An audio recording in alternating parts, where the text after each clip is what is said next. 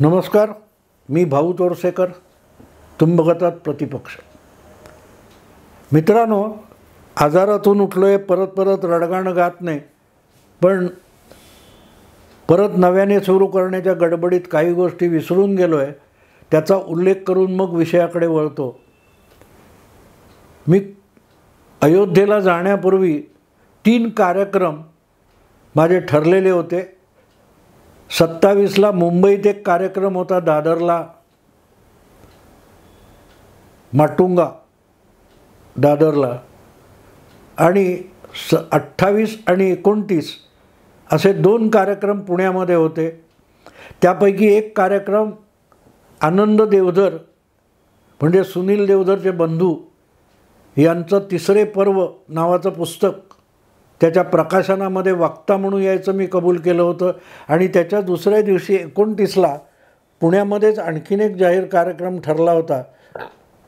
पुढे आजारपण असं अंगावर चाल करून आलं की बिछाण्यात आडवा पडलो. या निमित्ताने मी मित्रांनो सगळ्यांना एक आवाहन करीन. माझं वय आता 76 झालेलं आहे आणि थकलेलं शरीर हे किती साथ देतं आपल्याला माहिती आहे. मी नेहमी मला वेगवेगळ्या कार्यक्रमाला बोलवतात, त्यांना सांगत असतो की माझी इच्छा असली तरी शरीराची साथ आवश्यक असते. पूर्वी कुठेही कसाही फिरत होतो, आज ते शक्य होत नाही आहे. पण आग्रह करणाऱ्यांनी कितीही आग्रह केला तरी त्यांना मी एक समजावण्याचा प्रयत्न करतो की काही गोष्टी शारीरिक आवाक्याच्या बाहेर गेलेल्या असतात. वय वाढलेलं आहे, त्यामुळे मन कुठेही पळू शकतं. मी नाही पळू शकत आहे, कारण शरीराने पळू शकत नाही, तेवढी धावपळ जमत नाही, तेवढी एनर्जी नाही आहे. आणि ऐनवेळेला शरीराने दगा दिला तर मी जागचा हलणार नाही, मी एका जागी बसतो. आणि मी नकार दिला तर जे कार्यक्रम ठरवणारे असतात, आयोजक असतात, त्यांना मात्र तिथे जमणारे श्रोते प्रेक्षक जबाबदार धरतात. म्हणजे मी नामानिराळा राहतो, पण मला आमंत्रित, अगदी अगत्याने आमंत्रित करणारे मात्र तोंडघशी पडतात. आणि म्हणून मी सांगेन की महिन्यातून एखाद दुसरा कार्यक्रम असेल ठीक आहे, पण सलग धावपळ करणं आता माझ्या आवाक्यात राहिलेलं नाही. त्यामुळे कितीही कुठलीही संस्था असो, प्रवास, अंतर, या सगळ्या गोष्टी लक्षात ठेवूनच कोणी कार्यक्रमाची म्हणजे आमंत्रणाची काय तो आग्रह करावा. आवाक्यात नाही आहेत गोष्टी. कारण परत मी आता ह्या 3 कार्यक्रमात मी नामानिराळा राहिलो आहे, पण मला कल्पना आहे या 3ही कार्यक्रमाचे जे आयोजक आहेत त्यांना माझ्यासाठी किती शिव्या खाव्या लागल्या असतील, किती रोष पत्करावा लागला असेल. मी त्या आयोजकांचे सुद्धा मनापासून माफी मागतो. आणि जे माझ्यासाठी म्हणून त्या कार्यक्रमाला आले असतील त्या सगळ्यांची माफी मागतो. खरं तर मी ते सुरुवात केल्यावर विसरलो होतो. पण मित्रांनो, म्हणून सांगेन की कार्यक्रमाचा आग्रह फार धरू नये, कारण वय आवाक्यात राहिलेलं नाही आहे. असो, आता मी परत विषयाकडे वळतो. मित्रांनो, विषय असा आहे की शरद पवारांसारखा माणूस, मला गंमत वाटली की हे सगळं जे आता इंडिया अलायन्स आणि चालू आहे त्याच्या जागा वाटपामध्ये शरद पवार कसे अडकले हे रहस्य मला उलगडलेलं नाही. शरद पवार आणि जागा वाटप हा अत्यंत हास्यास्पद विषय आहे. कारण शरद पवार यांचे पाठीराखे हे सगळ्या पक्षात असतात. तेव्हा एका पक्षाला आपल्या इतक्या जागा मिळाल्या पाहिजेत हा आग्रह शरद पवार धरत असतील तर तो मला हास्यास्पद वाटतो. कारण शरद पवारांचं राजकारण आजपर्यंत तुम्ही बघितलं तर आपले उमेदवार उभे करणं, ते निवडून आणणं, असं राजकारण शरद पवारांनी कधीही केलं नाही.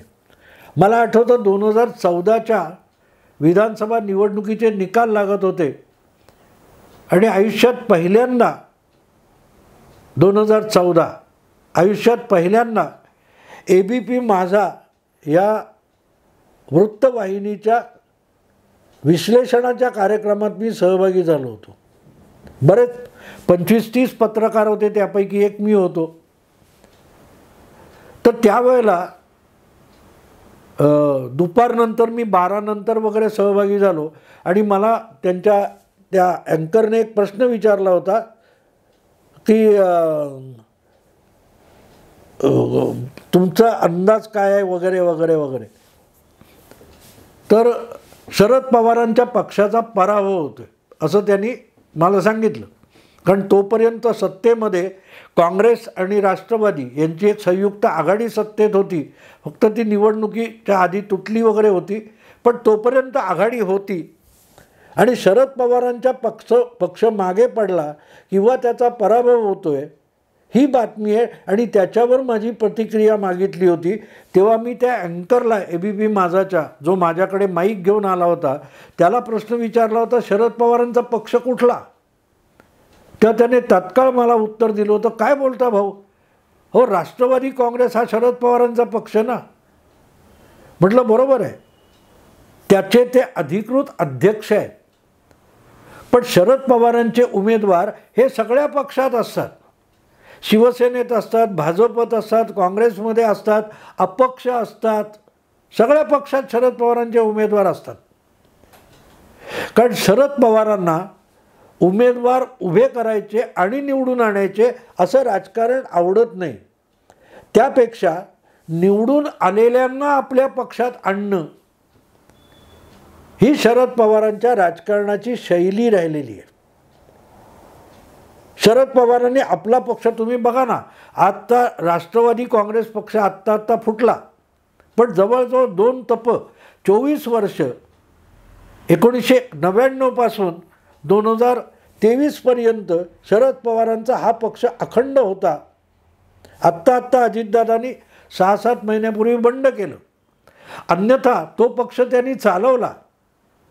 पण तो पक्ष महाराष्ट्रव्यापी करणं, राज्यभर त्याची काय ती संघटनात्मक ताकद वाढवणं, कार्यकर्त्यांची फौज निर्माण करणं, कार्यकर्त्यांना मार्गदर्शन करणं, गावागावामध्ये गल्ली बोळामध्ये पक्षाची ताकद निर्माण करणं, असं पवारांनी काहीही केलं नाही. काहीही केलं नाही. तुम्ही बारकाईने बघा. आणि हे फक्त आत्ता 24 वर्षासाठी असं बिलकुल नाही. शरद पवार हे उत्तम संघटक आहेत. महाराष्ट्र त्यांना तळहातासारखा माहिती आहे, हे सगळं सांगितलं जातं, हे थोतांड आहे. शरद पवारांनी सहसा कुठल्या संघटना उभ्या केल्या नाहीत, संस्था उभ्या केल्या नाहीत, पण त्या संस्था संघटनांनी बळकावल्या. एक तर त्यांनी स्वतःच्या संस्था संघटना उभ्या केल्या नाहीत, दुसऱ्यांच्या बळकावल्या. हा कंपन्या उभ्या केल्या. मी कंपन्यांना संस्था म्हणत नाही. बारामती ॲग्रो वगैरे असं तुम्ही म्हणाल. बारामती ॲग्रो ही संस्था नाही आहे, ती कंपनी आहे, व्यावसायिक कंपनी आहे, धंदा. त्यामुळे मुद्दा असा आहे की शरद पवार नेहमी, तुम्हाला अगदी शिवसेनेचे 54 आमदार निवडून आले होते 90 साली, त्यातले 18 आमदार फोडले भुजबळांच्या नेतृत्वाखाली. जनता दलाचे काय असतील आमदार, बबनराव पाचपुतेंच्या नेतृत्वाखाली ते फोडले होते.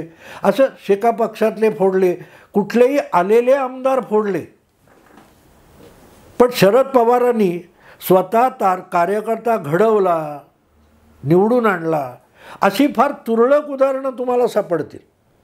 संघटना बांधली, अतिशय मजबूत संघटना बांधली. उगाच 3.5 जिल्ह्याचे पंतप्रधान अशी त्यांची हेटाळणी होत नाही. कारण पवारांनी कधी संघटना बांधणं, संस्था उभ्या करणं हे काम केलं नाही. त्या संघटना बळकावल्या आणि आजपर्यंत तेच चालू आहे. आता उदाहरणार्थ मराठा मंदिर या संस्थेचे आज शरद पवार अध्यक्ष आहेत. त्यांनी मराठा मंदिर या संस्थेसाठी नेमकं आजपर्यंत काय केलं? म्हणजे माझ्या कोवळ्या वयापासून मी बघतो, मला वाटते ती 100 वर्षाची का 70-80 वर्ष तरी जुनी मराठा मंदिर संस्था आहे. शरद पवारांनी त्या संस्थेसाठी काय केलं होतं? पण आज ते त्या संस्थेचे अध्यक्ष आहेत. मुंबई मराठी ग्रंथ संग्रहालय, शरद पवार त्याचेही अध्यक्ष आहेत. क्रिकेटची, कुठची, कबड्डी, तुम्ही म्हणाल त्या. पण ही संस्था शरद पवारांनी जन्माला घातली, उभी केली, वाढवली, फैलावली रयत संघटना, रयत शिक्षण संस्था. त्यामुळे आमदारांच्या उमेदवार उभे करायचे, मेहनत घ्यायची, प्रचार करायचा, त्याच्यासाठी आधीपासून संघटना बांधायच्या आणि तिथून आपले आमदार निवडून आणायचे. असं पवारांनी नेमकं कधी काम केलं? बाकी ते कारे मोरे चोरे मोरे असतात ते सगळं आरत्या ओवाळतात. यू अँग्री ओल्ड मॅन, पवारसाहेब पावसात भिजले आणि महाराष्ट्राचं राजकारण आरपार बदलून गेलं वगैरे वगैरे. असं काही झालेलं नाही, कधीच झालं नाही. शरद पवार 75 आमदार एका वेळेला महाराष्ट्रात 288 पैकी निवडून आणू शकले नाहीत. का निवडून आणू शकले नाहीत? कारण पवार कधीही संघटक नव्हते. एक लक्षात ठेवा मित्रांनो, काही गोष्टी मॅनेज करणं आणि संघटन उभं करणं यामध्ये जमीन आसमानाचा फरक असतो. आपल्याकडे मीडिया मॅनेजर्स असतात. मीडिया मॅनेजर काय करतात? त्या कंपनीला, त्या पक्षाला प्रसिद्धी मिळवून देण्यासाठी माध्यमांना मॅनेज करतात. पण ते स्वतः पत्रकारिता करतात का? किंवा स्वतः कुठचं माध्यम माध्यम कंपनी चालवतात का? बिलकुल नाही, ते मॅनेज करतात. तसे शरद पवार हे राजकारणातले असे मॅनेज करणारे राहिलेले आहेत आणि त्यामुळेच ते निवडणुकी अनेक गोष्टी मॅनेज करतात. अडल्या नडल्याला मदत देणं आणि मग त्या पक्षात आपला एक हितचिंतक निर्माण करून ठेवणं, तो पुढे निवडून आला की त्याला उचलून आपल्याकडे आणणं, हा उद्योग शरद पवार व्यवस्थित करत असतात. त्यामुळे मला आत्ता जे काय चालू आहे इंडी अलायन्स म्हणून देशात किंवा महाराष्ट्रामध्ये महाविकास आघाडी म्हणून चालू आहे, त्याच्या जागा वाटप वगैरे प्रकारामध्ये शरद पवार का फसलेत हा मला पडलेला प्रश्न आहे. कारण हे शरद पवारांच्या शैलीतलं नाही आहे किंवा बाबा काय ती महाविकास आघाडीमध्ये काय 16 जागा वाटून घ्यायच्या किंवा त्याच्यात वंचित बहुजन आघाडीला घ्यायचं आणि 12 असं जागा वाटप करायचं. मग आपल्या पक्षाच्या वाट्याला आलेल्या 12 जागांपैकी 10 जागा निवडून आणायच्या किंवा 16 असतील तर 16मधल्या 12 निवडून आणायच्या. त्यासाठी मेहनत घ्यायची आणि मग इतर थोडीफार मित्र पक्षांना मदत करायची. हा शरद पवारांचा स्वभाव नाही. शरद पवार मॅनेज करतात. निवडून येणारे पळवायचे. म्हणून मी मागे एका माझ्या लेखामध्ये म्हटलं होतं की शरद पवार आणि नरेंद्र मोदी यांच्यात एक मूलभूत फरक आहे. शरद पवार आणि नरेंद्र मोदी यांच्यामध्ये एक मूलभूत फरक आहे.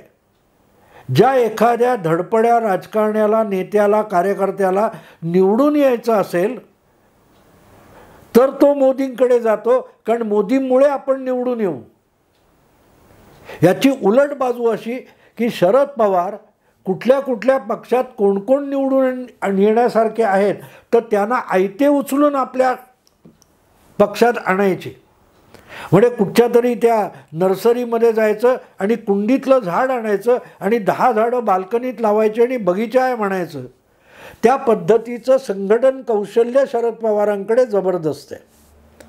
आणि म्हणून इंडी आघाडी असो किंवा महाविकास आघाडी असो, त्यामध्ये जागा वाटपाच्या भानगडीत शरद पवार का फसलेत हे मला कळत नाही. कारण तो शरद पवारांचा स्वभाव नाही आहे. समजा उद्या या सगळ्या 12 किंवा 16 ज्या काय जागा राष्ट्रवादी काँग्रेस उरली सुरली त्यांच्या वाट्याला येईल, त्या जागा शरद पवार निवडून आणू शकणार आहेत का? ते बाकी मराठी पत्रकारांना उल्लू बनवणं सोपं आहे की आता पवारांनी कंबर कसली, इथे ह्याला धडा शिकवणार, त्याला तिथे काटशहर येणार, त्याच्याविरुद्धचा पर्याय शोधला. हे हवेतले बार काढणं सोडून द्या. शरद पवार कोणालाही निवडून आणू शकत नाहीत. खरं तर बारामतीमधून सुप्रियाताईंना परत एकदा निवडून आणताना सुद्धा शरद पवारांना घाम फुटायची वेळ आलेली आहे. आणि 2014मध्ये तर वदंता होती की मोदींनी कमीत कमी बारामतीत प्रचाराला येऊ नये ह्याची रिक्वेस्ट करायला पवारच अहमदाबादला गेले होते, ही वदंता होती. तेव्हा शरद पवार कोणाला निवडून आणतात या भ्रमातून बाहेर पडलं तर मग पहिला प्रश्न उभा राहतो की शरद पवार जागा वाटपाच्या भानगडीत पडलेच कशाला? काही गरज नाही. उद्या जे निवडून येतील त्याला आपल्या कारणासाठी वापरायचं हा शरद पवारांचा डाव असतो. 2019च्या निकाल लागल्यानंतर ज्या वेगाने त्यांनी उद्धव ठाकरेंना त्यांच्या सगळ्या 54 आमदारासकट फोडलं होतं, 56 आमदारांसकट महायुतीतूनच फोडलं. पुढे पक्षातून आमदार फोडणं आणि युतीतून अख्खा पक्ष फोडणं. आज जे टाहो फोडून रडतायत सुप्रियाताईंपासून शरद पवारपर्यंत की नितीश इंडिया आघाडीतून तिकडे गेला. अरे मग तुम्ही उद्धवला उचलून इकडे आणलं त्याचं काय? दोघांमध्ये असा काय गुणात्मक फरक आहे की नितीशला त्याच्या पक्षाच्या आमदारांसकट भाजपने उचलणं आणि तुम्ही उद्धव ठाकरेंना त्यांच्या 56 आमदारासकट निवडणुकीचे फक्त निकाल लागल्यानंतर उचलणं, यामध्ये गुणात्मक फरक काय आहे? आहे काही फरक? नाही. तेव्हा ही पवारांची शैली राहिलेली आहे. आणि अनेकदा तर आपण पळवले गेलो हे त्या आमदारांनी माहिती नसतं. छगन भुजबळांबरोबर 18 आमदार गेले होते, आठवतं तुम्हाला, शिवसेनेचे. यावेळेला तर त्यांनी आणि उद्धव ठाकरेंना केवढा अभिमान. उद्धव ठाकरेंनी महाविकास आघाडीच्या काळात सगळ्या आमदारांच्या बैठकीत अभिमानाने सांगितलं की भुजबळ 18 आमदार घेऊन गेले आणि अख्खा राष्ट्रवादी पक्ष घेऊनच इकडे आले. क्या बात है. माणूस खुर्ची आणि सत्तेला ललचावला, हुरळला की किती भरकटतो बघा. की आपल्या पित्याशी छगन भुजबळांनी दगाबाजी केली म्हणून पित्याला धक्का बसला होता. त्याचं गुणगान उद्धव ठाकरे करत होते. ते काय होतं तर निवडून आलेले 18 आमदार बाळासाहेब ठाकरे यांच्या शिवसेनेचे हे शरद पवारांनी पळवले. तर ही पवारांची शैली आहे. तेव्हा जागा वाटपाच्या भानगडीत पवारांनी पडण्यात काय अर्थ नाही, त्याच्यात वेळ दवडू नये. त्यापेक्षा आत्ता ज्यांना कुठल्याही पक्षातून तिकीटं मिळणार आहेत ते पुढल्या काळात आपल्याकडे कसे पळवून आणायचे या दृष्टीने जर शरद पवार प्लॅनिंग करत असते तर मला आवडलं असतं. कारण ही झंझट शरद पवारांची नाही आहे. हे ठीक आहे, उद्धव ठाकरे किंवा संजय राऊत आहेत ना, संजय राऊत आहेत. शरद पवारांनी त्याची चिंता करू नये. निवडणुका संपू देत. इंडिया अलायन्सचा बोऱ्या वाजणार आहे, वाजलेलाच आहे.